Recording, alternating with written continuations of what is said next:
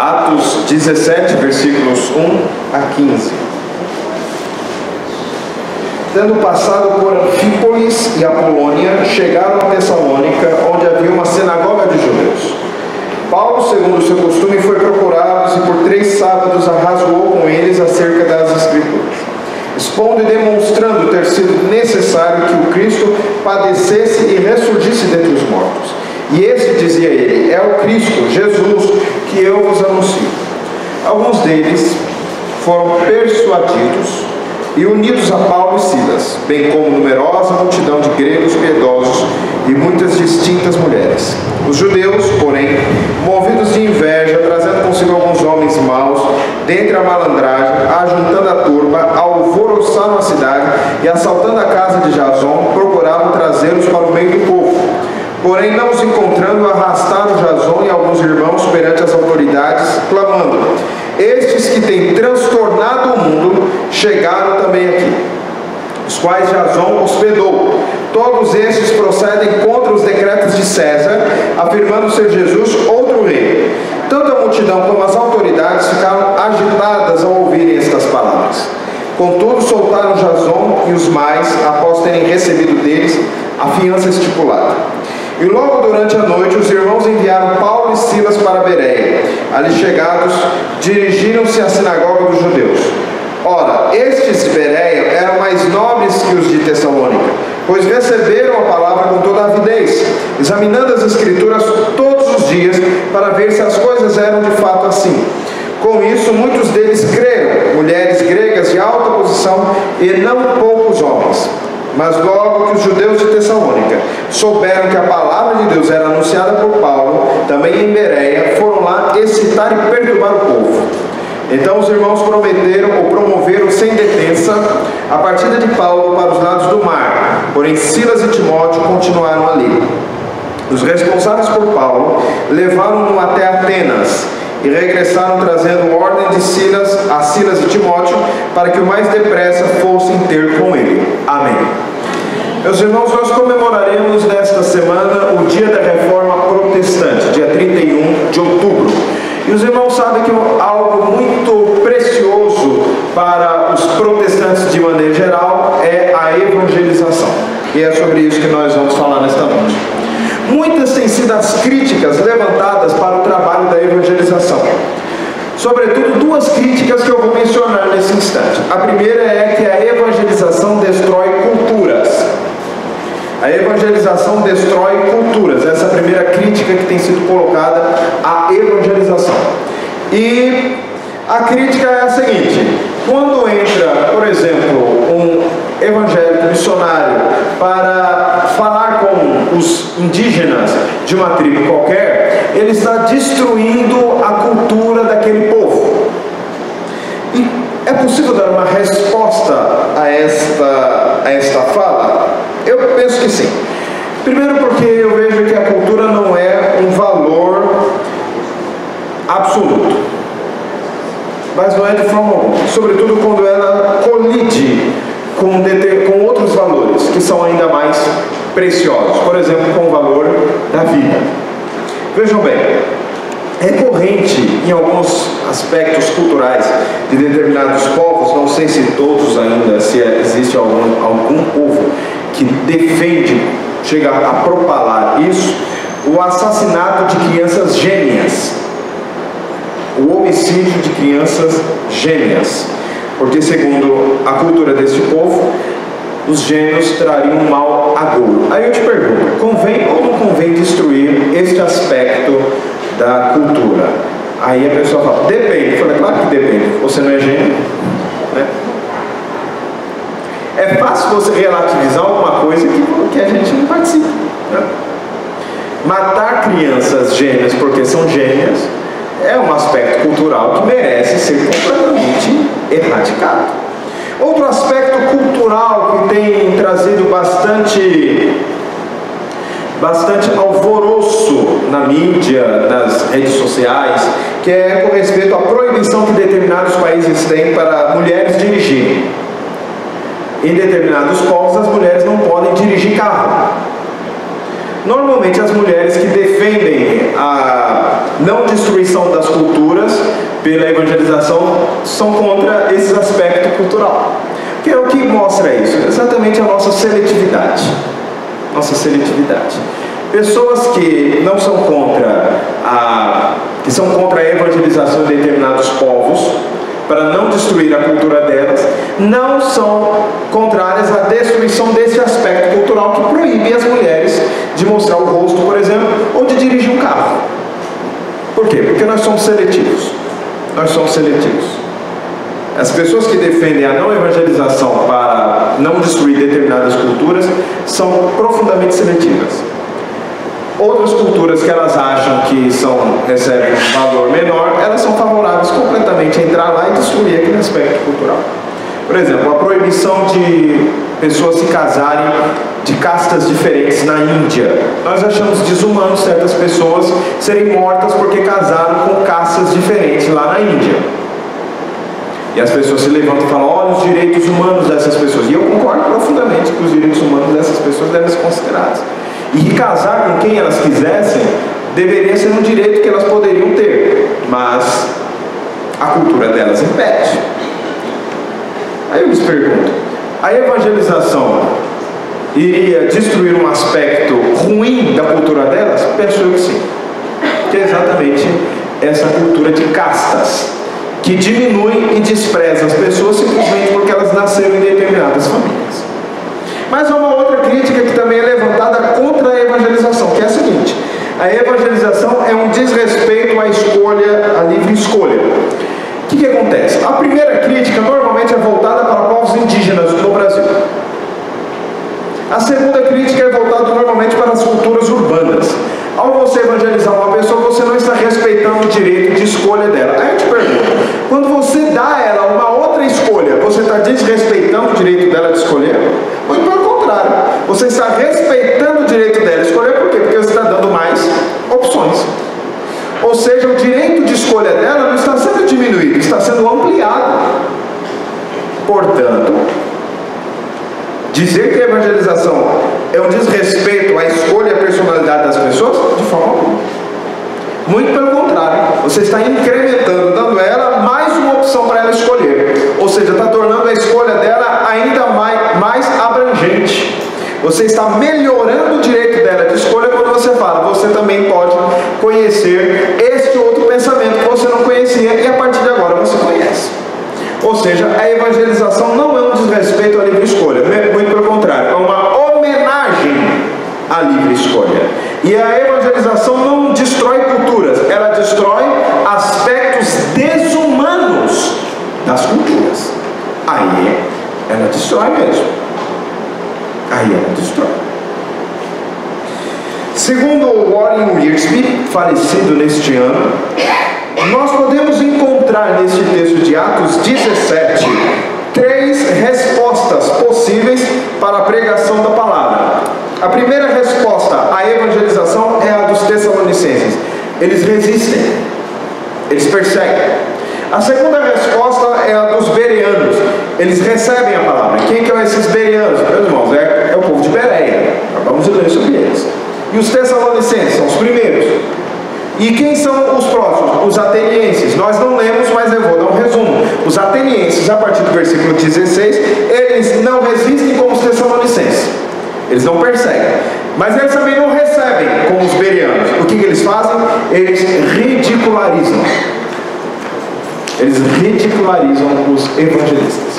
São três formas de receber o evangelho.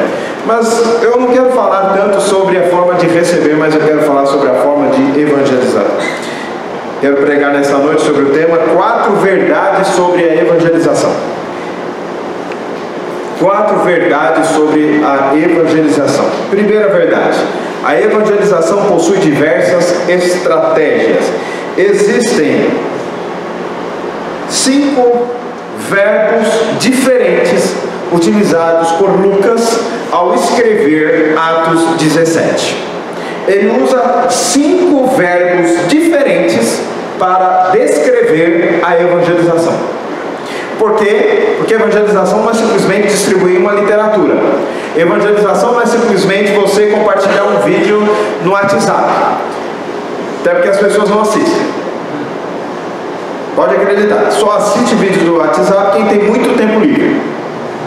E normalmente as pessoas não têm. Eu, por exemplo, não tenho. Normalmente as pessoas não têm. Então, se você acha que você mandar bom dia, Jesus te abençoe, você está evangelizando, você está por fora. E qual que é a boa notícia? Primeiro, a má notícia, você está por fora. Segunda, a boa notícia, qual que é? Eu vou lhe dizer quais são os 5 verbos que Lucas usa para descrever a evangelização. Primeiro, discutir, versículo 2. Paulo, segundo seu costume, foi procurado por 3 sábios, arrazoou, discutiu. O verbo grego utilizado por Lucas para descrever a ação de Paulo nesse texto é dialegomai. Essa palavra, meus irmãos, longe de ser simplesmente uma palavrinha grega que os pregadores gostam de ficar citando grego no público, na verdade, ela tem tudo a ver com o português. Ela é a origem da nossa palavra diálogo. Normalmente nós não pensamos em evangelização como um diálogo. Nós pensamos como eu falo, outro escuta, não é verdade? E Paulo foi lá e dialogou. Ou seja, ele fala e o outro responde. Daí vem outras palavras como dialética. E os filósofos gostavam de usar essa palavra para mostrar o contraste de pensamentos que, colocados um de frente do outro, demonstra a clareza ou a falta de clareza de um ou outro. Ou seja, pergunta, responde, argumenta, contra-argumenta. É assim que Paulo trabalhava. É assim que se evangeliza. Discutindo, dialogando. A palavra dialegomai, ela também significa lutar por meio de palavras, argumentação. É a nossa conhecida apologética, é falar e ouvir e pensar em argumentos que respondam aquilo. E o último argumento que você pode falar é: ah, mas espera um pouquinho que eu vou falar com o pastor e eu vou ver aqui que não. Ou seja, você tem que estar com a sua leitura em dia. Tem que estar com a sua leitura da Bíblia em dia.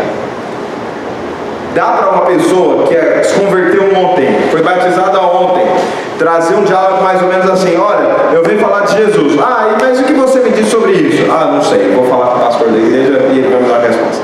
Então, para a pessoa que está com um dia de convertida, tudo bem. Para a pessoa que está 10 anos na igreja, não, né? Não. Tem que conhecer. Leitura de Bíblia. Estudo bíblico. Escola dominical. O pessoal ouve lá um negócio lá, o Tim LaHaye, porque o Tim LaHaye falou que é 7 anos, 3 anos e meio, 3 anos e meio aquilo. Aí depois vem, aí vai no Armagedon, todo mundo sobe. Aí a Rússia vai atacar Israel, por quê? Não, porque está com vontade. Então vai lá atacar Israel por causa dos postos de petróleo que tem Israel. Israel tem posto de petróleo. Então, e vai. Não, calma lá. Vamos ver. Não, porque a figueira. É oliveira, né? Não é videira, nem figueira. É oliveira que o Romanos fala. Oliveira vai salvar os judeus, não vai salvar os judeus. Não. Então, vou para a escola dominical, vou ouvir. Vamos ver na Bíblia o que a Bíblia diz. Tá certo? Ou seja, você tem que saber para discutir. Segundo verbo, expor. Versículo 3. Expondo e demonstrando ter sido necessário que o Cristo padecesse. O que é expor? Expor é abrir, é dar a conhecer. No primeiro momento ele está dialogando, ouve e fala. No segundo momento ele está abrindo, dando a conhecer, está falando uma novidade.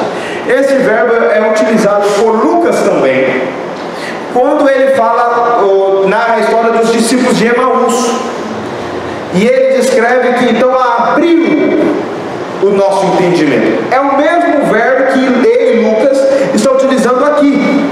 Significa que a pessoa tem aberto o seu entendimento. Quando você está argumentando, você tem que falar também ao entendimento da pessoa. Você tem que trazer informações. Pastor, não tem informações nenhuma. Então, meu irmão, você tem 2 opções. Ou você vai buscar, ou você não vai fazer nada nessa vida. Vai cochilar, vai passar a vida inteira esperando o juízo final. Aí quando chegar lá, ao invés de você desfrutar muita coisa da vida eterna, você vai desfrutar menos. Por quê? Porque você não estava nem aí para o reino de Deus. Mas você está nem aí para o reino de Deus? Acredito que não. Então, vamos colocar também a mão na massa, vamos trabalhar, vamos estudar, vamos ler. Como é que eu leio? Lê a Bíblia, começa lendo a Bíblia. Depois nós podemos sugerir algumas literaturas. Terceiro verbo, demonstrar. Demonstrar. significa responder às perguntas, apresentar evidências. Expondo e demonstrando significa que ele vai trazer evidência. Agora eu te pergunto, qual que é a evidência que Paulo iria utilizar dentro de uma sinagoga para mostrar que Jesus era o Messias? As Escrituras do Antigo Testamento, as profecias. Não é simplesmente falar, é demonstrar, é trazer as provas. Trazer as provas para cima da mesa da conversa. Quais são as provas? As provas escriturísticas, que a Bíblia diz. Quarto verbo, proclamar. No final 3 do 3, nós temos: expondo e demonstrando ter sido necessário que o Cristo padecesse e ressurgisse dentre os mortos, e esse, dizia ele, é o Cristo Jesus que eu vos anuncio, ou que eu vos proclamo. A palavra proclamar tem um sentido que nós normalmente pensamos ser o sentido principal do trabalho da evangelização, que é anunciar, realmente. É falar. Aqui ele não está tentando abrir o entendimento, aqui ele não está argumentando, arrazoando, não está demonstrando, ele está simplesmente falando, é um anúncio. Estou anunciando, Jesus morreu. Ele está trazendo uma informação, mas não simplesmente como as outras anteriores. Na verdade, de uma forma até mais simples. E o último lugar, que está no versículo 4, alguns deles foram persuadidos e unidos a Paulo e Silas, bem como numerosa multidão de gregos piedosos, muitas distintas melhores. Numerosa multidão, olha o tanto de gente que tinha. Que é convencer, persuadir. Quando nós evangelizamos, nós também estamos falando não apenas para o conhecimento das pessoas, mas nós estamos falando também para a vontade delas, para o aspecto volitivo da pessoa. Nós estamos buscando resultados. Qual é o resultado? A persuasão dela. Quem simplesmente evangeliza, lançando a isca, sem puxar a rede, deixou metade do trabalho completo. Deixou por fazer. Por quê? Porque tem que falar buscando uma persuasão da pessoa. Você deve sim realmente esperar uma conversão. Você deve sim esperar que essa pessoa se arrependa dos seus pecados, que essa pessoa deixe de crer em si mesma, que essa pessoa abandone seus ídolos, e que essa pessoa se volte para Jesus falando: Senhor meu e Deus meu, como Tomé fez com Jesus. Ou seja, evangelizar não é simplesmente trazer uma informação, é buscar um resultado. Um resultado. Qual é o resultado? A união com os discípulos, unidos a Paulo e Silas, bem como numerosa multidão.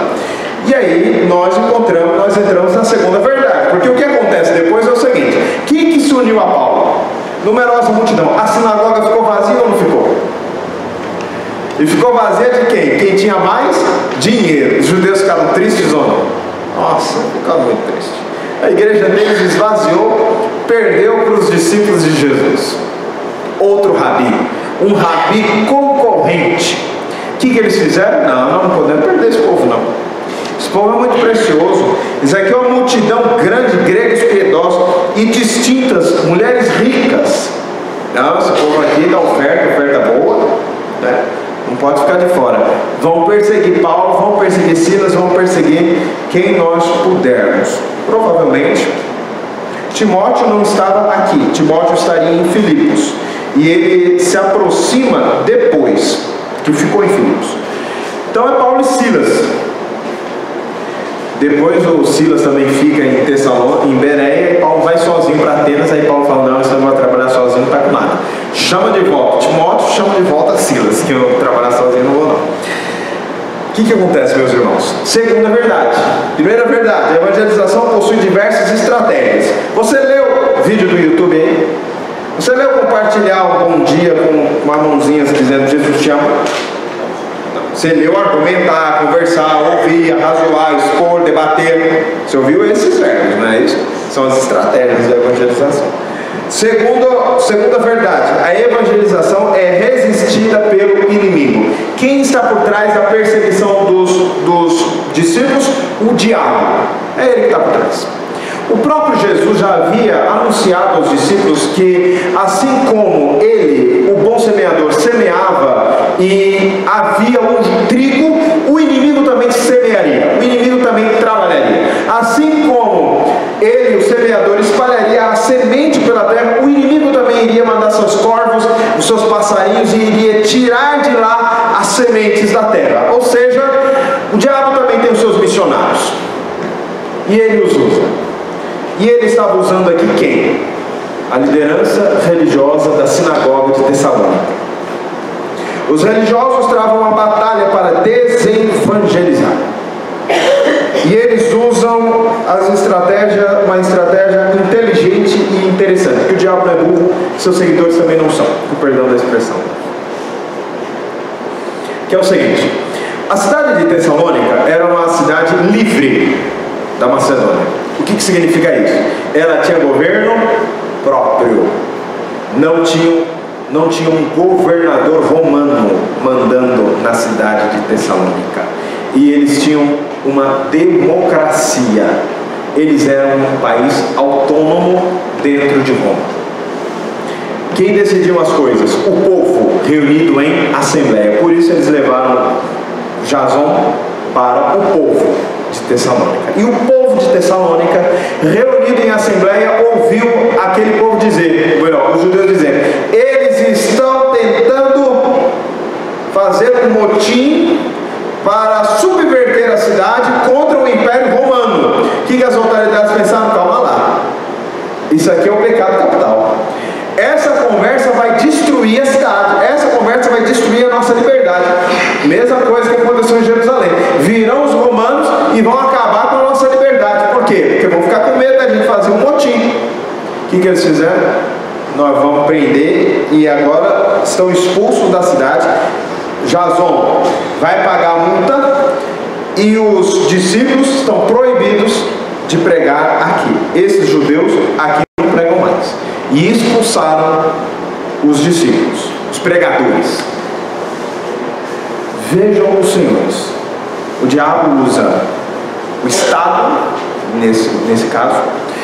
O diabo usou os líderes religiosos, ou seja, o povo que deveria representar Deus estava a serviço de Satanás. Temos que ter inteligência, irmãos. Temos de ter inteligência. A evangelização é resistida pelo inimigo e deve exigir de nós uma resposta. E a resposta que o texto nos traz, que é uma verdade que nós vamos falar daqui a pouco, não é vamos fazer um levante, vamos derrubar o Estado, vamos derrubar as autoridades, vamos colocar autoridades crentes lá em cima. Não é assim. Há uma outra resposta.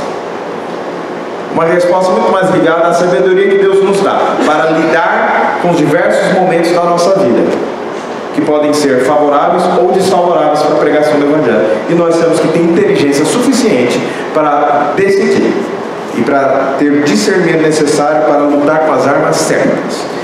Terceira verdade. 4 verdades sobre a evangelização. Falei que a evangelização possui diversas estratégias. Essa é a primeira verdade. Segunda verdade: a evangelização é resistida pelo inimigo. O inimigo resiste. Ele tem suas armas. Ele também tem suas estratégias. Ou seja, ele não vai deixar barato. Você não vai fazer sem resistência. Terceira verdade: a evangelização busca a plantação de novas igrejas. Nós encontramos pessoas fazendo o seguinte: em primeiro lugar, elas examinam. Segundo lugar, elas se convertem. Terceiro lugar, elas formam uma igreja. E em quarto lugar, elas plantam novas igrejas. Vamos ver isso no texto. Primeiro, as pessoas de Bereia, elas eram mais nobres que as de Tessalônica, porque elas se caracterizavam por um apego maior às Escrituras. Mas nós poderão notar que os seus encontros já são por si mesmos maiores do que os de Tessalônica. Se não, vejamos. Versículo 2: Paulo, segundo o seu costume, foi procurá-los e por 3 sábados arrazoou com eles acerca da Escritura. Agora lê o que acontecia em Bereia. Ora, esses de Bereia, versículo 11, eram mais nobres que os de Tessalônica, pois receberam a palavra com toda a avidez, examinando as Escrituras. Quando? Todos os sábados? Todos os dias.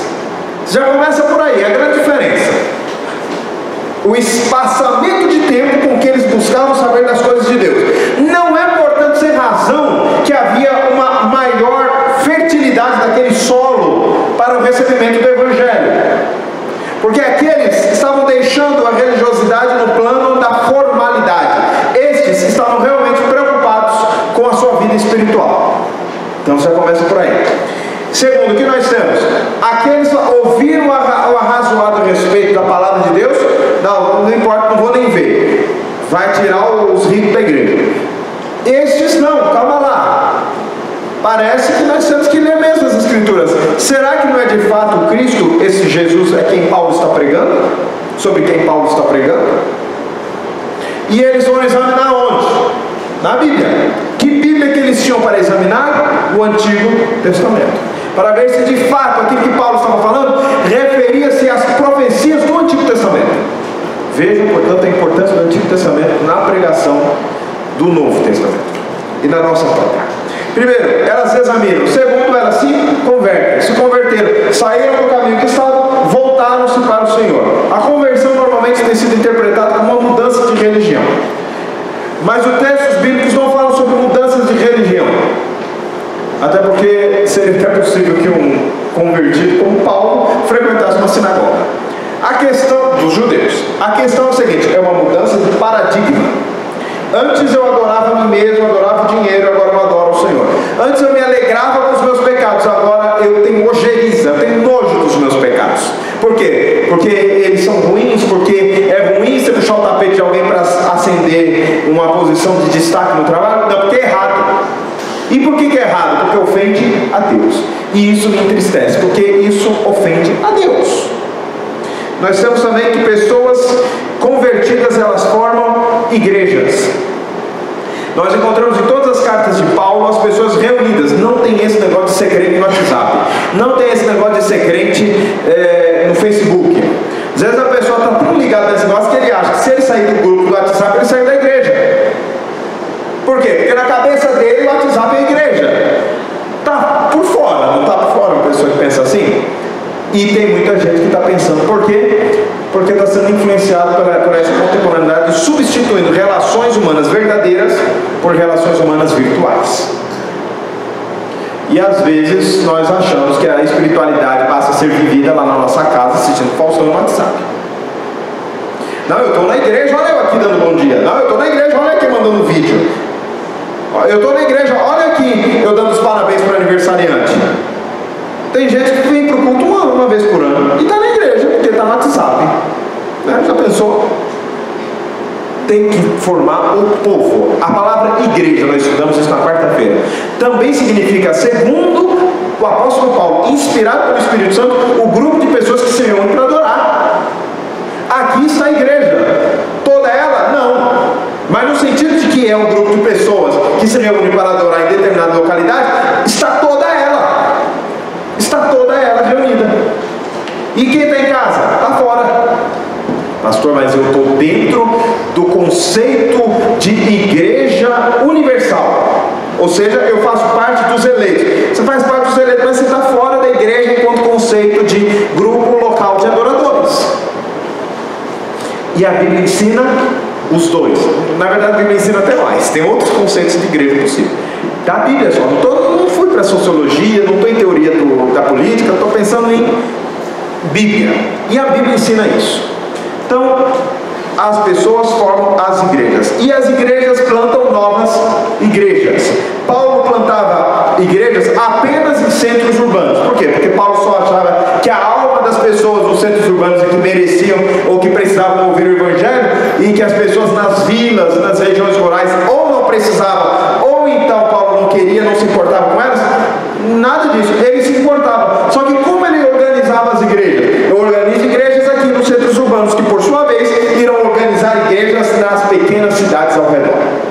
Essa era a estratégia do apóstolo Paulo. Era assim que acontecia. Era assim que ele orienta Timóteo depois na cidade, e Tito, na cidade de Creta, das diversas cidadezinhas daquela ilha, ele pastoreara cada uma e a formação dos presbíteros em cada grupo de crentes nas cidades. Dessa forma, Tito seria um supervisor de todo o trabalho na cidade maior, enquanto outras igrejas eram plantadas nas cidades menores. Assim sendo, meus irmãos, missões urbanas é para nós. Missões urbanas é para a igreja. Missões urbanas, para as igrejas organizadas, para as sociedades internas, é uma preocupação que deve tirar o nosso sono. Quantas igrejas nós, crentes de Paraguaçu, plantamos em nossos quase 80 anos de organização eclesiástica? Não vale divisão. Divisão não é igreja que se planta. Divisão é uma contenda que gera uma outra igreja. E os irmãos ouviram na semana retrasada que contenda não é de Deus. Precisamos plantar a igreja, irmãos. Precisamos trabalhar. Como nós vamos fazer? Nós temos que ter criatividade. Nós temos que ter originalidade. Nós temos que pensar o que nós podemos fazer. Até porque o apóstolo Paulo plantava a igreja com muito menos do que nós temos. Ou na verdade? Já pensou o apóstolo Paulo com uma igreja arrecadando pouco? Sim, mas arrecadando alguma coisa? Dava para fazer muita coisa, não dava? Dava para fazer. Nós temos que ter essa preocupação. Quarto lugar, quarta verdade: a evangelização exige prudência. Que tipo de prudência? Os missionários sabem a hora de falar e a hora de calar. A hora de se expor é a hora de não se expor. Nós encontramos os discípulos encaminhando, ou seja, levando em fuga Paulo, em determinado momento também Silas, ocultando essas pessoas às autoridades. Por quê? Porque era dever delas entregá-los para a morte? Não. Mas às vezes a gente tem uma ideia que não, o missionário ele tem que ir lá na frente da forca e para todo mundo falar: eu não vou me esconder. Meu irmão, nós temos que ter juízo, nós temos que ter entendimento. O missionário morto vale menos em termos de eficácia do que o missionário vivo. Se o missionário vivo pode fugir, que fuja. Se ele pode se ocultar para não ser achado, que se oculte. Ah, pastor, mas isso é desobediência civil ao Estado. Eu sei que é. E sim, a Bíblia diz sim, é assim que deve ser feito. Porque se houver contradição entre nós e o Estado perde. Não sem motivo o Evangelho é perseguido em tantos lugares. Por quê? Porque ele é subversivo. E ele é subversivo mesmo, porque ele diz que há um Senhor acima dos senhores desse mundo. Há alguém acima do ditador, há alguém acima do rei, há alguém acima do imperador. Eles mandam, mas não mandam em tudo. Eles podem, mas não podem tudo. E nós podemos cair numa situação dessa, de achar que o Estado está acima da Bíblia ou está acima de Deus. Há um tempo atrás, houve um projeto de lei na Bolívia que foi apoiado por alguns parlamentares brasileiros. E o projeto dizia, criminalizava a divulgação, o chamado proselitismo religioso dos protestantes e de qualquer outra religião naquele país. E uma senadora no Brasil, no plenário do nosso parlamento livre e democrático, e mercê de Deus assim o é, e esperamos em Deus que seja para sempre, como dizia Abraham Kuyper, o grande teólogo e político holandês reformado, primeiro-ministro da Holanda e fundador de uma grande universidade holandesa. Ele dizia o seguinte, que a democracia é uma bênção de Deus para o povo. Quando o povo vive uma democracia, ele tem que agradecer a Deus. E a questão foi a seguinte: ela disse que a liberdade religiosa é uma concessão do Estado. Na cabeça dela é assim. Na nossa cabeça, a liberdade religiosa limita o Estado. Ele é um limite do Estado. Ela é uma imposição do cidadão ao Estado. Sobretudo, a liberdade das Escrituras. É o cidadão crente dizendo: Estado, até aqui você vem, a partir daqui você não mexe. Aqui você não mexe. A soberania nesta mente e deste coração não pertence ao Estado, pertencem ao Senhor. Da porta da minha alma para fora tudo bem, mas da minha alma para dentro o Estado não tem autoridade. A autoridade aqui é divina, é do Senhor Jesus. Meus irmãos, exige prudência. Saber a hora de mudar de endereço, não perder tempo com discussões infrutíferas. Ah, conversa aqui, eu estou arrazoando, eles não querem, mas aqui um grupo quer. Vamos discipular esse grupo, vamos discipular essas pessoas, vamos preparar essas pessoas, vamos treinar essas pessoas para serem por si só também novos discípulos e discipuladores. fazendo e espalhando o Evangelho pelo mundo, e não simplesmente ficar perdendo tempo quando o solo não está preparado. Às vezes a gente perde muito tempo e a gente deixa de aproveitar oportunidades que Deus dá, que Deus abre. Por quê? Porque a gente está perdendo tempo pensando: eu não posso deixar de falar com fulano todo dia. Meu irmão, você falando todo dia, você está fazendo pressão de serviço a alguém. Você está tornando a pessoa ainda mais dura em receber a palavra, porque a palavra de Deus é cheia de vida para quem está vivo e caminhando para a vida, mas para quem está morto é cheio de morte. Você está trazendo mais cheio de morte, mais dura ela vai ficando, e o coração dela vai ficando pior. Então saiba a hora de falar e sabe a hora de calar. Pastor, eu tenho que falar a verdade. Calma lá. Onde você encontrou na Bíblia que é assim que funciona? Pastor, eu tenho que falar a verdade e é na brutalidade. Onde que a Bíblia mandou você ser sem educação? Ou eu? Quando que ela nos permitiu falar as verdades que a gente acha que deve falar de qualquer jeito? Quando que ela permitiu? Quando que ela mandou? Nunca, né? A palavra do crente é o contrário da palavra de quem não é crente. Assim tem que ser. Temperada com sal. Palavras terapêuticas que curam de fato. Recapitulando, meus irmãos, 4 verdades a respeito da evangelização. 4 verdades sobre a evangelização. Primeira, a evangelização possui diversas estratégias. Use-as conforme a oportunidade. 2, a evangelização é resistida pelo inimigo. Não acha que vai ser céu de brigadeiro, não. Vai ter muita turbulência. Terceiro, a evangelização busca a plantação de novas igrejas. O evangelho não pode parar em nós, ele tem que continuar. 4º lugar, a evangelização exige prudência. Nós temos que ser inteligentes, nós temos que ser sábios, nós temos que saber pesar as coisas. Mas eu gostaria de refletir, concluindo este assunto, no seguinte: nós não podemos esquecer que somente podemos evangelizar porque um dia nós fomos evangelizados. Nós só podemos compartilhar a palavra porque um dia nós recebemos essa palavra. O nosso coração jamais pode se envaidecer pensando que nós somos o depositário do Evangelho e numa posição de superioridade em relação aos demais, nos portarmos como se fôssemos pessoas realmente por nós mesmas especiais diante dos outros. Nós não somos. Nós somos ex-mortos, que estávamos mortos espiritualmente falando, e que agora estão compartilhando a vida com outros que estavam na condição em que nós estávamos. Não cabe orgulho na nossa vida. É a graça de Deus que opera em nós. Jamais podemos falar com soberba diante dos outros. Jamais podemos nos portar diante daquele que está ouvindo o Evangelho como se fôssemos os sabe-tudos, os sabichões, aqueles que detêm o conhecimento porque somos mais inteligentes ou mais capazes. Não é verdade. Nós fomos alcançados pela graça. Nós não merecíamos e continuamos não merecendo. Mas Deus mesmo assim nos ama e nos salva, e nos transforma, e nos dá a oportunidade de sermos proclamadores dessa palavra. Agora eu lhes pergunto: somos uma igreja evangelizadora? Somos pessoas que evangelizam? Eu perguntei a respeito de quantas igrejas nós plantamos em toda a nossa história, mas eu gostaria de perguntar quantas pessoas você evangelizou na sua história particular. Nós nos lembramos da última vez em que praticamos os verbos que se referem à evangelização, ou nunca aconteceu na nossa vida? Há uma oportunidade.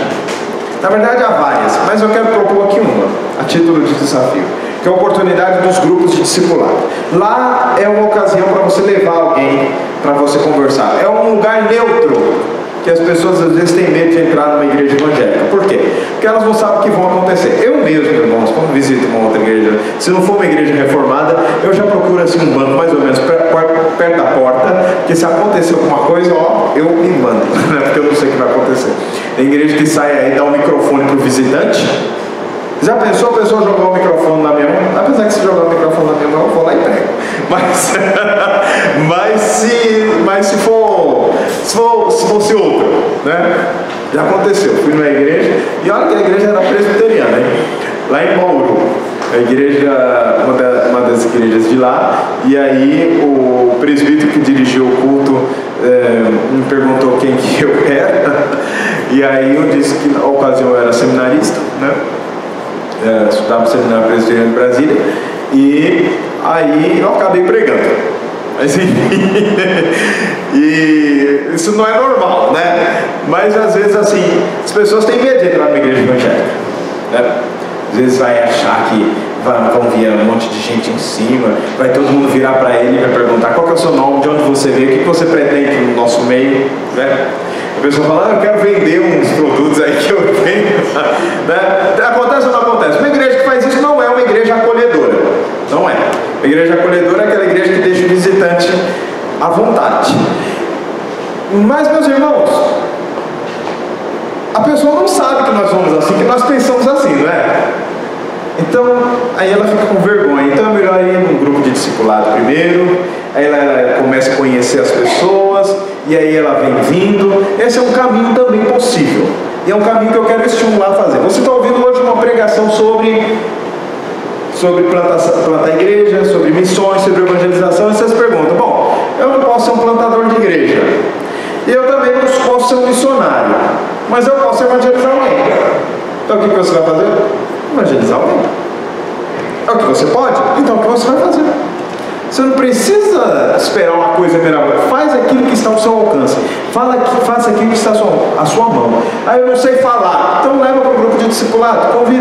Convida os amigos para jantar na sua casa e traz as pessoas do seu grupo de discipulado para que essas pessoas conheçam. Usa a cabeça, usa a imaginação, usa a sua criatividade. Faz um churrasco, tem coisa melhor que a gente gosta muito de comer. Aí convida os crentes para ir lá no seu churrasco. Aí a pessoa vai conhecer e vai achar que nós, os crentes, não somos tão malucos como se pinta na televisão. Até porque os crentes que aparecem na televisão parecem ser meio malucos mesmo. Mas a gente acha que nós não somos tão malucos assim. Então, ou seja, vai quebrando as barreiras. Você pode não conseguir articular todas as palavras, e eu aqui já ensinei como faz, mas tudo bem. Se você quiser ouvir de novo, nós estamos à disposição. Mas usa a forma que você consegue, a forma que Deus te deu, e Deus vai te abençoar. Agora isso é também uma questão de resolução, de vontade. Se você não tiver vontade, se você não achar que o evangelho é importante, se você achar que essa conversa de céu não vale nada, que isso aí é simplesmente eu vou ao culto, mas então aí realmente não é importante fazer o quê? Não tem como botar na cabeça de ninguém. Mas se você está convencido que é algo importante, participe. Se você está convencido que isso muda a vida, participe. Não fique de fora. Participe da evangelização. Faz o que está ao seu alcance. Nós lemos muito sobre Paulo, mas esquecemos de Jason. Olha a importância de Jason nesse texto. Nós lemos muito a respeito de Silas, mas olha aqui os irmãos de Bereia, olha aqui os irmãos de Tessalônica. Vê como são diferentes? Às vezes ele não é o protagonista, mas ele está lá, ele está na história, ele está trabalhando em prol do reino. Amém.